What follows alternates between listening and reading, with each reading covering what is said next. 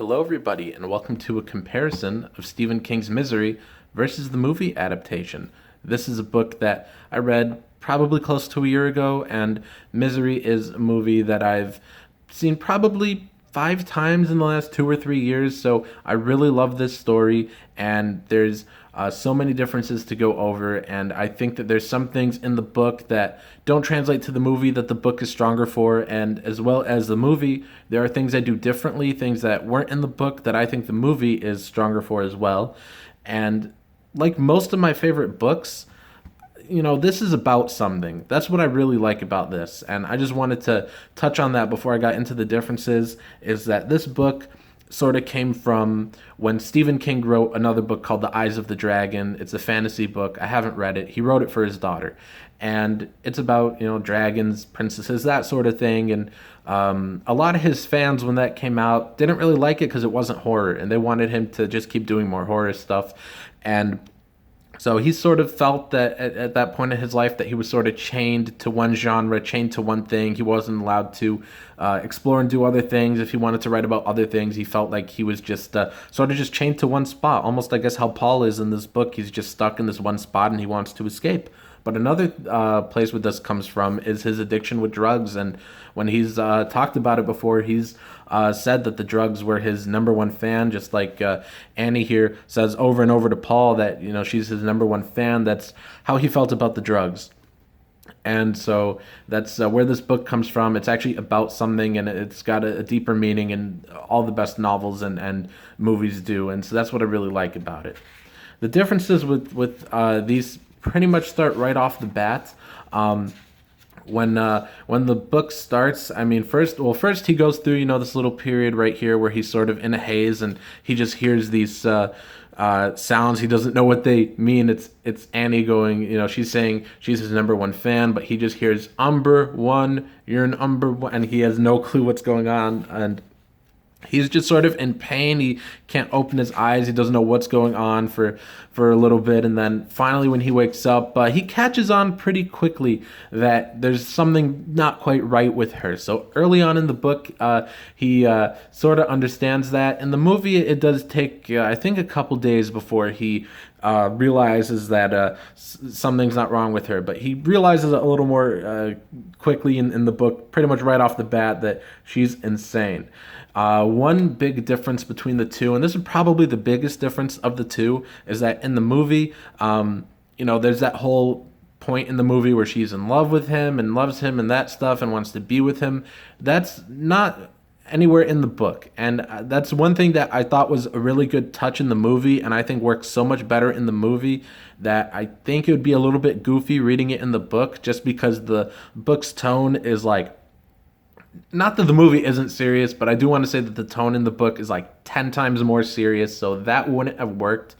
But the way she acts in the book, being obsessed with the Misery character he's writing in the book series that Paul writes, the book within the book, that it's really intense, and that's what I like about the book, is how fixated she is on that. In the movie, she's fixated on both on Paul and on the book he writes, and I think it's a really nice touch when she's in love with him, and we get all those cool scenes where he's trying to like poison her wine, she knocks the wine over, that sort of thing. So that's a pretty cool change. There's some cool differences and some things that work in the book that don't, or some things that work in the movie might not work in the book. But she treats him so much worse in the book, and I think that's also why some things that happen here wouldn't really translate well. Now, like you see, she has the sledgehammer right here in her hands. That's not what happens in the book. She actually cuts off his foot.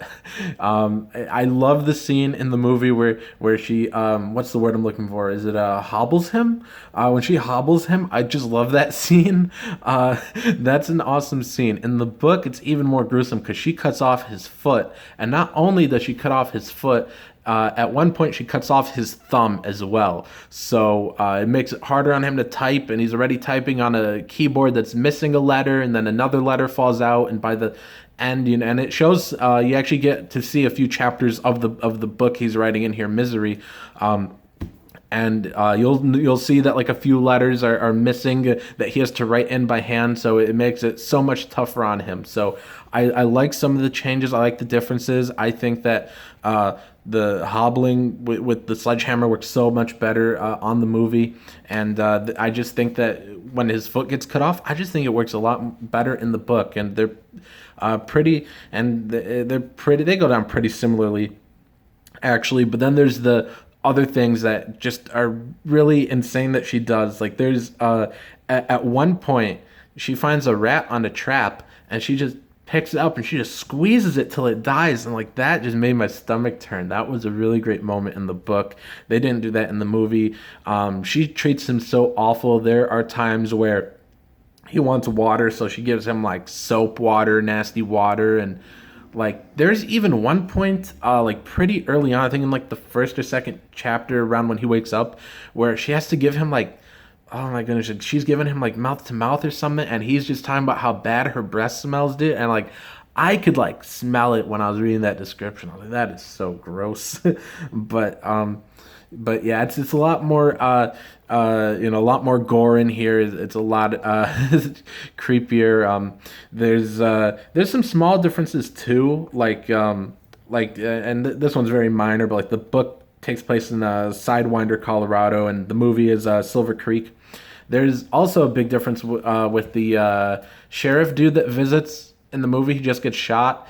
In the book, it's like so like convoluted, I guess I want to say, or like exaggerated, because she like stabs the dude and then runs him over with a lawnmower, and then like she disposes of the body, the cop car, and like I was like, I don't think she'd get away quite all of this, but I mean she does. It's no big deal. It doesn't ruin the book or anything. But I was just like, yeah, it's a little too wild. But then there's also a cool moment where more police show up looking for that guy, and they're like, he stopped here, and then Paul's just thinking like, please look under the lawnmower, because the blade, she didn't change it, there must be blood on there, and like that really, I was like, oh come on, look, but they didn't look, of course. But yeah, there's a lot of differences between these, but even with the differences, it does really translate to pretty much the exact story, and I really love them both.